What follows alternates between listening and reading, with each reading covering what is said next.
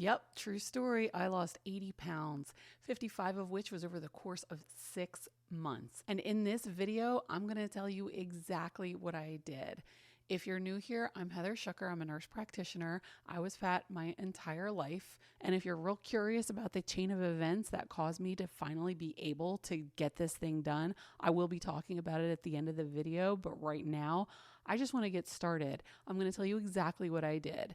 Super simple. I changed 2 things: what I ate, how often I ate. That's it. That's the extent of my strategy. What did I eat? I ate very low carb. Now, I know that low carb has a super messy definition that it feels like nobody can actually agree on. I've heard it say less than 90 grams, less than 60, less than 50, less than 20. There's a whole lot of ways to describe what a low carb diet is. So I'm just going to make it super easy. I'm going to tell you exactly what I ate during my weight loss journey. I ate meat. I ate vegetables. I ate fats, including olive oil, avocado oil, butter, cheese, nuts. That's pretty much it. I would love to say that I had absolutely no packaged foods whatsoever, but that would be a lie. I unfortunately had a really hard time kicking kind nut bars. They're like little nut candy bars with a layer of dark chocolate on it. I don't know what to tell you. When I had a sweet tooth, I would either eat that or dark chocolate. And I had a lot of sweet teeth.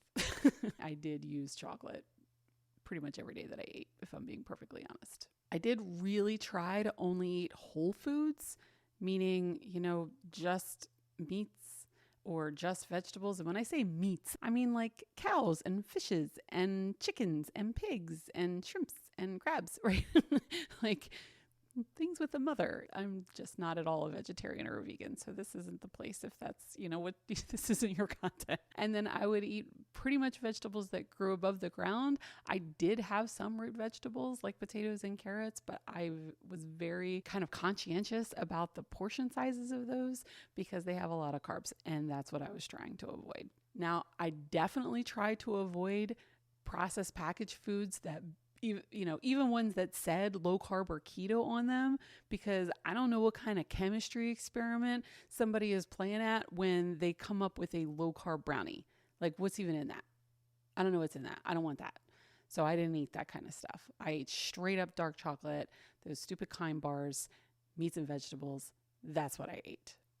That's pretty much what I still eat, except the kind bars. I was able to give those up eventually. And honestly, that's what I still eat probably 95 to 99% of the time. Like, I can't say 100. I am not made of stone. Plus, I really like to go to Disney World, and that entire place smells like hot sugar. It is really, really hard to stay low carb there, and I'm usually not very good at it. But in my day-to-day life, that's how I roll. As far as what I drank black coffee in the morning. Sometimes I have my hot tea. I drink water with electrolytes in it and water with lemon and seltzer waters, like the flavor kinds like LaCroix. That's what I drink. I'm not a big alcohol drinker. When I do have alcohol, it's usually hard seltzers. Now, people tend to have like a really strong reaction to my diet, as in they get angry with me for even suggesting that I eat this way. Even if I'm not actually suggesting they eat this way, just the very idea that I ate this way and that's how I lost the weight, like, fills people with rage. I don't know why. It just does. I've had the experience multiple times. So just laying that out there, if my diet that I follow for some reason makes you incredibly angry, just know that I was able to cure my sleep apnea, which is basically when I was sleeping, the fat around my neck was suffocating me and choking me in my sleep. So I had to wear this like really embarrassing machine on my face so I wouldn't like die while I was sleeping. It also cured my blood sugar. I was pre-diabetic and I had elevated blood sugar. It took care of that. And it got me down to a size 6 pants. So if how I eat makes you mad, I'm not sorry. Plus, obviously, you do not have to eat like me. You can eat however you want. I'm telling you what I ate to lose the weight. Now, there are some people that are not mad at me and what I choose to eat, but they're curious. They're wondering, why don't you just eat carbohydrates in moderation? Why don't you just have smaller portion sizes? Well, because I can't. Because obviously I tried that already. I have been, like I said, overweight since I was a small child. If I knew how to not eat a whole lot of the foods that made me fat, I would have stopped being fat long, long ago. It's not something that I could do. It turns out that I'm not good at moderation. I am good at not having it. That's it. That's where the extent of what I can do begins and ends. All the control I have is whether or not to eat that first bite. After that, the control's gone. It just flies away. I don't have it anymore.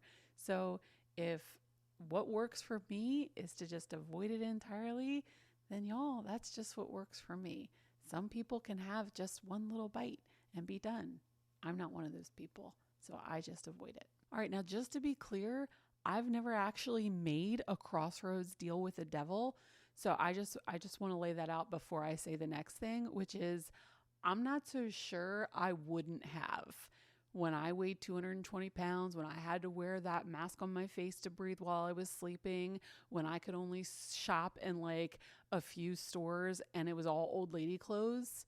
And now that I'm an old lady, I'm like, I freaking missed my opportunity to wear young people clothes. It doesn't matter. All I'm saying is if I had had that choice, I'm not 100% sure that I'd have made the right choice. And I think about that sometimes because I've also thought, well, if I were standing there making this deal and somebody said, you can lose the weight that you've always dreamed of, but you got to be willing to give something up. And my thought was, what are the foods, the fattening foods that I love the most? And would I be willing to give them up in order to lose the weight? So I have 3 favorites: fresh baked bread, pizza, and ice cream. If I was at that crossroads, would I be willing to give up those 3 foods forever in order to lose the weight? And I think a real turning point for me was when I decided, yeah, I would. I would do it. I would give them up forever. No, I didn't actually have to. Because I have absolutely had ice cream multiple times since I had that thought and since I started this journey like intensively. But I've had pizza twice in 2 years. So, and I bred only at freaking Disney, right? So that is a legit kind of thought process decision that I made in my head.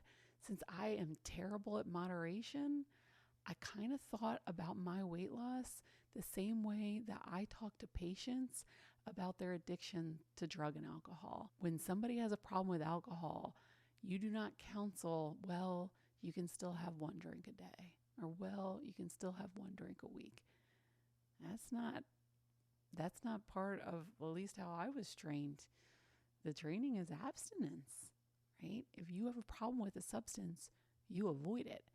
And people think that doesn't cross over to food because you got to eat, but you don't got to eat pizza. You don't got to eat ice cream.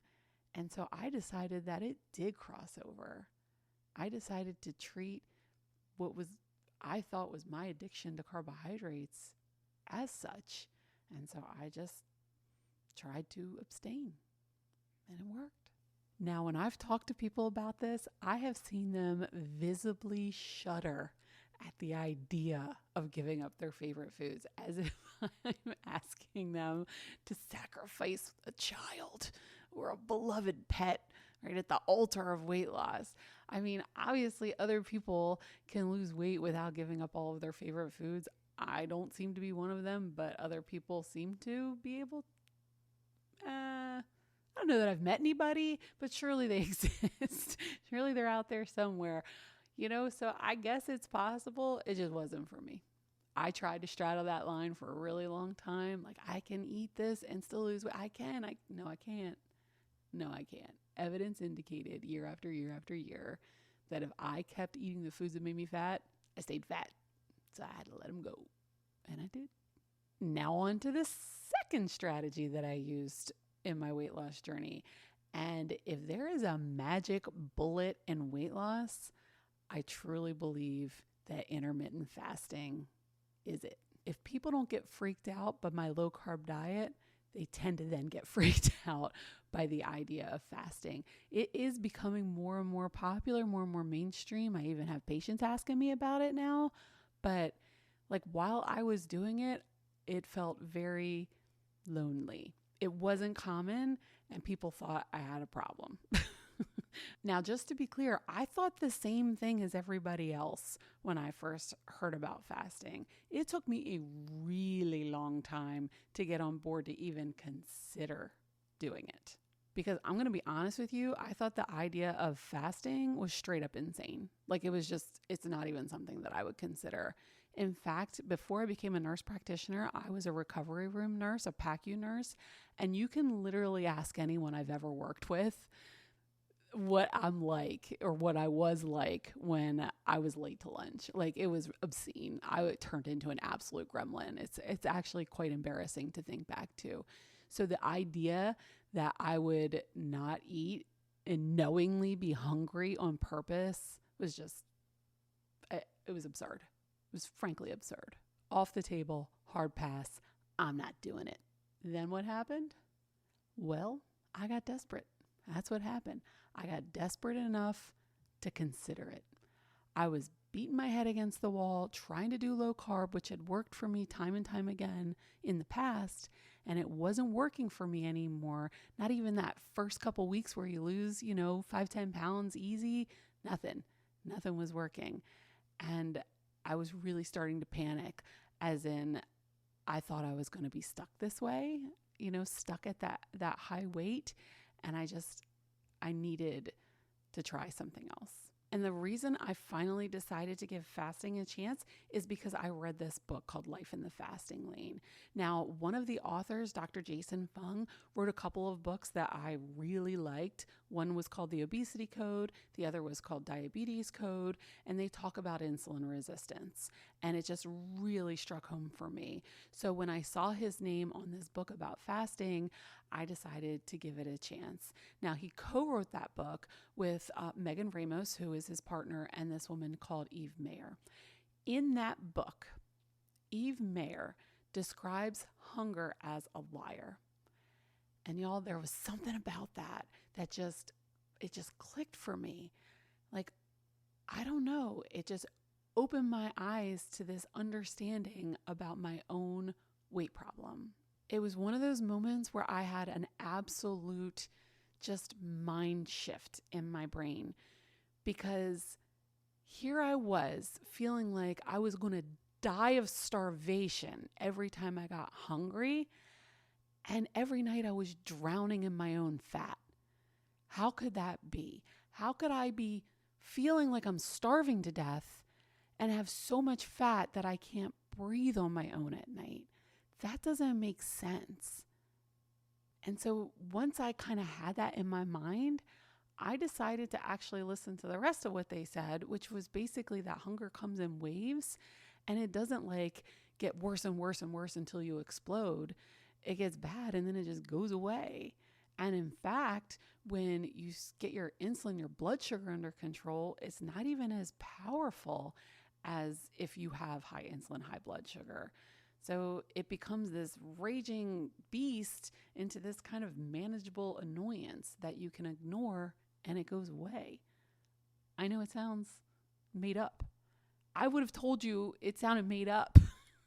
I never would have believed me if I had said this, but I'm telling you, this is what happened to me. This is what I experienced. I went from hangry Heather who couldn't be 20 minutes late for lunch to somebody that fasted and lost a bunch of weight doing it. Hunger passes like a storm. It passes like a child having a temper tantrum. It passes like a bad mood. It just does. It passes. Once I grasped that, I could fast. I told you I'd tell you what I did, so I'll tell you what my fasting schedule was. The fasting schedule I followed that helped me lose 55 pounds in 6 months was something called 342s. Now, if you're not used to fasting, That basically means that 3 days a week, for me, that was Monday, Wednesday, and Friday, I did not eat. I drank water with electrolytes in it. That's it. Black coffee or tea or LaCroix, right? Some version of water is what I ate every Monday, Wednesday, and Friday. So what did that look like in real life? Sunday night at dinner, after dinner, I would not eat again until Tuesday at lunchtime. So I would go to bed Sunday night. I would wake up Monday morning. I would go to work all day, skip lunch, skip dinner, go to bed, get up, go to work on Tuesday, skip breakfast, and have lunch Tuesday afternoon. And then I did the same thing for skipping all day Wednesday, and I did the same thing for skipping all day Friday. And I did that over and over and over again for 6 months. Now, there were a couple of, things that were mixed in. I did a couple longer fasts. I think I did a 4-day fast somewhere in there in that time frame. But for the most part, kind of week after week after week, that was my fasting schedule. Did I start out being able to do that? Oh, no, I did not. I had to work up to it. But this video ain't about how I did it. This video about what I did, and that's what I did. So now you know. Okay, so I told you at the beginning of the video that if you wanted to hear the chain of events, like if you're curious about my backstory and you're wondering how I came to get to this place where I was able to do this whole low carb fasting situation, which I assure you took a very long time for me to build up to. Here's what happened. I got help. It's as simple as that. I got help. Now, what's interesting is that I also had to be convinced to get help. Okay. I've been trying to lose weight my entire life. I learned about low carb in 1999. All right. So I've thought that that's the best way for me to eat for a really long time. And then I read that book that I mentioned, Life in the Fasting Lane, in 2020. Okay. I didn't actually get help until 2022. Now, what actually caused me to get help was 2 things. One, while I was working on my doctorate, I was studying obesity, right? Treatment for obesity, best treatment for obesity. Why? So I could figure it out not only for my patients, but for myself.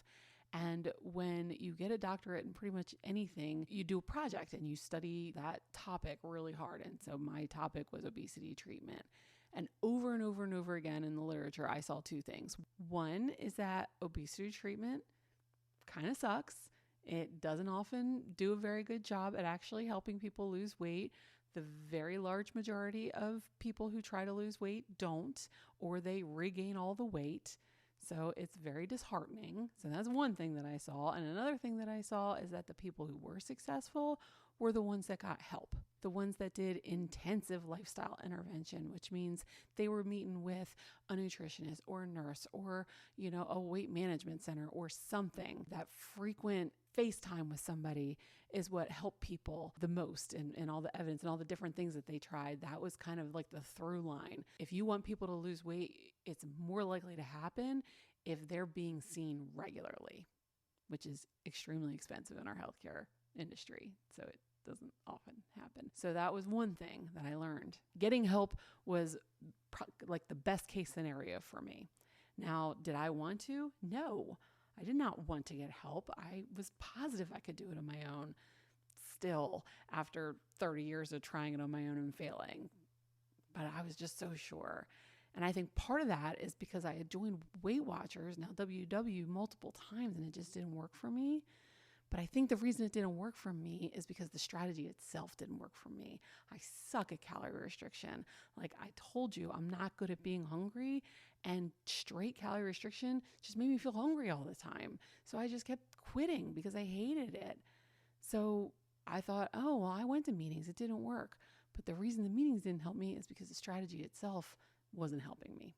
And I'd love to say that just reading the research made me decide, okay, I'll go get help. But that wasn't even enough. The thing that I think really kicked me into gear was when I started treating people with substance use disorder. All right, I got some extra training at my work as a primary care provider to prescribe these medicines to help people who are addicted to opiates like heroin or fentanyl or alcohol, to help them recover. And part of that training to prescribe is understanding addiction a little bit better.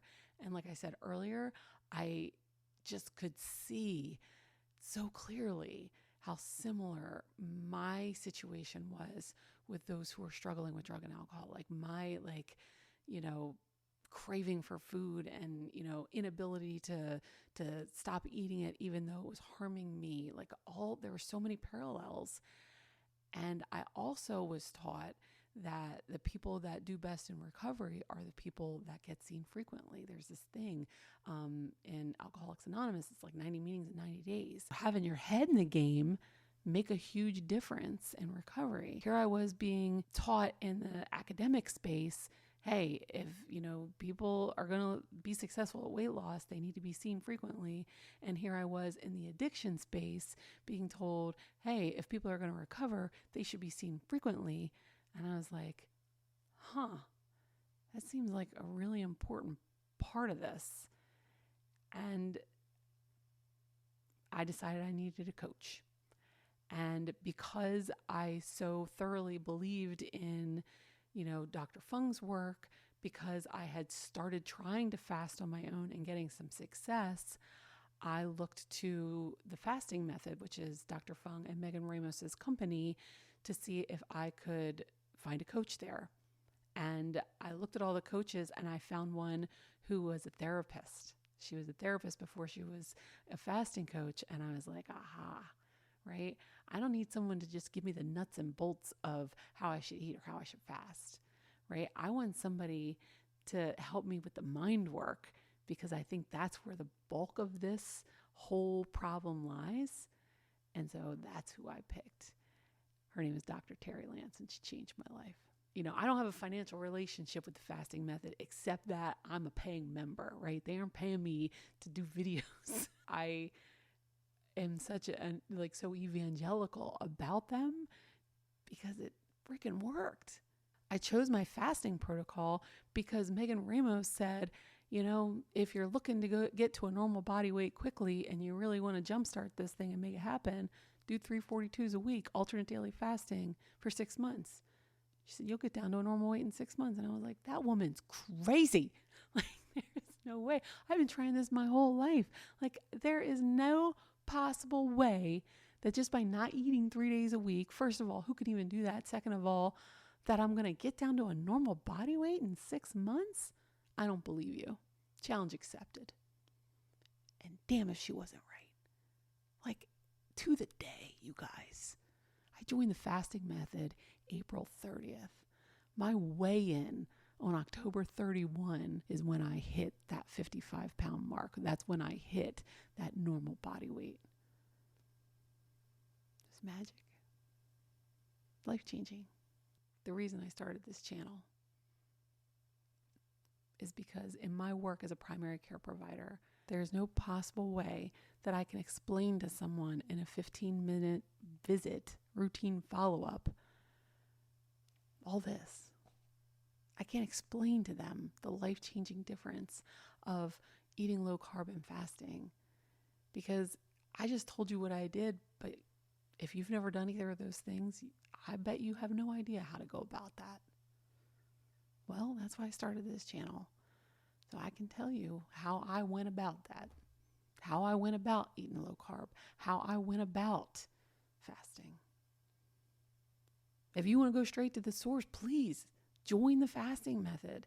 Tell them I sent you, not because they're going to give me any money, because really I just want them to know that I'm paying it forward as best I can. I am spreading the good word of what they did for me. But if finances are such that you can't join that community, that you can't afford to hire a coach, first of all, they have a podcast, they have a Facebook group, they have all kinds of YouTube videos from Dr. Fung and Megan that you can watch for free. So I recommend doing that. Or you can hang out with me, because I am convinced that the world needs this knowledge, and I'm going to keep sitting in here in my living room making these videos, whether anybody watches or not, because I'll know that I did whatever I could to help people just like me who were lost, who were positive that there just wasn't a way, that there is a way. I did it. I found it. So if you're looking for a little bit more insight in how I actually was able to change my whole diet and start fasting, I did make a video on how to lose weight. That is available on my channel. I'll put it over here somewhere. Or if you're interested in basically my take on not only Dr. Fung's book, but on, many of the resources I've read about insulin resistance and why we get fat, I also made a video on that, which you can find on my channel as well. And please subscribe if you're interested in more about how I did what I did. And if you want to know how to fast, how to eat low carb, because I'll be making videos about both of those as well. Make good choices.